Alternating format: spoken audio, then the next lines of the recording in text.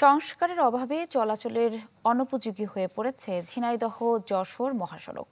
সড়কটিতে সৃষ্টি হয়েছে বড় বড় গর্ত আর খানাখন্দ। এতে প্রতিনিয়ত ঘটছে দুর্ঘটনা আর দুর্ভোগ পোহাতে হচ্ছে যাত্রী ও চালকদের। শিগগিরই সমস্যা সমাধানের আশ্বাস কর্তৃপক্ষের।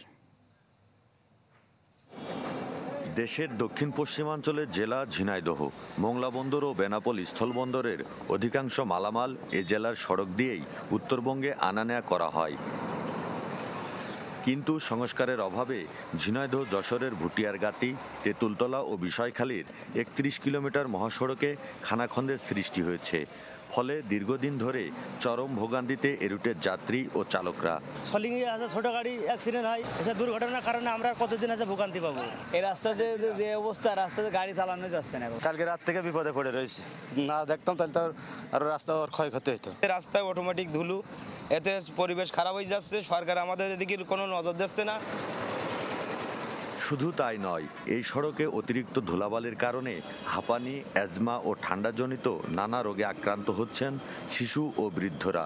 পাশে আমাদের বাড়ি ঘর, আমরা থাকতে পারি না, আমরা কোনো রোগ নেই, আমাদের অ্যাজমা রোগ আমরা মরে যাচ্ছি। ধুলোয় মুখ আইছে, নাক মাক জামে, ঠান্ডা মনে লাগে, ঠান্ডা খাচ্ছে না। আমরা দ্রুত এই যশোর থেকে ঝিনাইদহ রাস্তা মেরামত চাই।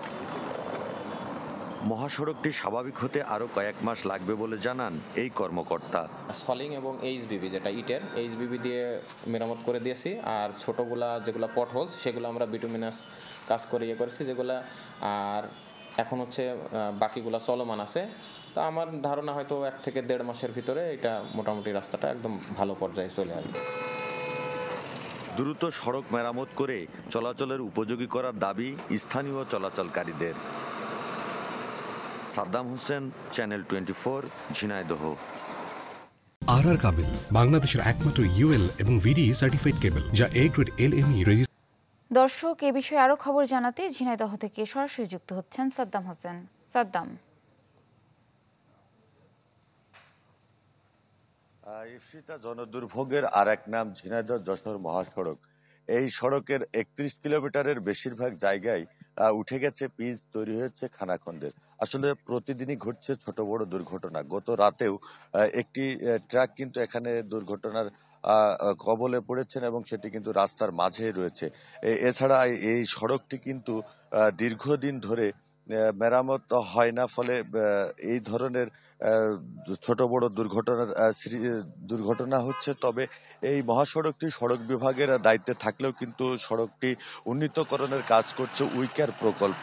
অর্থাৎ এই উইকার প্রকল্পের কাজ ধীরগতির ফলেই কিন্তু এই ধরনের দুর্ভোগের সৃষ্টি হয়েছে এবং সড়ক বিভাগ বলছে যে আসলে এখন মেরামতের দায়িত্ব তাদের নেই। কিন্তু উইকার প্রকল্পের যে কর্তারা রয়েছে তারা বলছে যে তাদের এই কাজ শুধু কনস্ট্রাকশনের কাজ, মেরামতের কাজ নয়। তবেও কিন্তু তারা বিভিন্ন জায়গায় ইটের যে সলিং সেটি কিন্তু তারা তৈরি করেছে। কিন্তু আসলে যে জনদুর্ভোগ কমাতে বা মানুষের চলাচল স্বাভাবিক করতে যে মেরামতের কাজ, সেটি কিন্তু তারা যথেষ্ট করছে না। ফলে কিন্তু মানুষের দুর্ভোগ চরমে উঠেছে। আর শুধু তাই নয়, ধুলাবালির কারণে এলাকার মানুষও কিন্তু রোগাক্রান্ত হচ্ছে। সেই সাথে এই মহাসড়ক দিয়ে কিন্তু উত্তরবঙ্গে মোংলা বন্দর এবং যে যশোর বেনাপোল স্থলবন্দর রয়েছে, সেই মালামাল কিন্তু উত্তরবঙ্গে যেয়ে থাকে। অর্থাৎ এটি কিন্তু একটি বিশাল ব্যস্ততম একটি শহর।